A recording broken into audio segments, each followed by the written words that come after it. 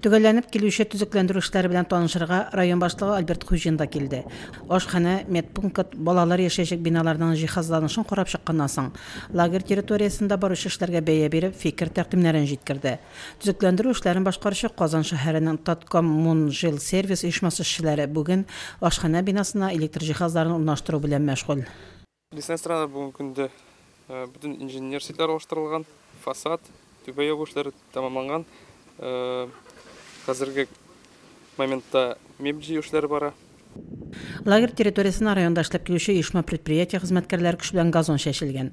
Футбол һәм волейбол майданчыклары янындагы территориядә сәхнәдә урын алачак. Биредә өсте ябылы утыру урыны булдырылган, утыргычлар урнаштырылган.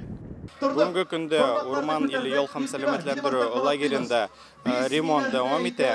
Шулай ук инде корпусларда җиһазлар кайтты, шуларны җыю эшләре бара. Ашхана блогында да электр су линиялары яңартылып, эчке моторлау эшләре башкарылган. Бойлер суыткычлар 2 электр плитәсе урнаштырылган. Балалар яшәячәк биналарда 2 яруслы кроватлар урнаштырылган, санузел бүлмәләрен ясау төгәлләнгән. Гомумән, Урман иле ял һәм сәламәтләндерү лагере урман эчендә утыручы ял йортын хәтерләтә. Нарат урманының һавасы ял итүче балаларның сәламәтлегенә тагын бер шифа өстәячәк. Фәридә Гаентинова, Динар Нуретдинов, Мөслим телевидениесе.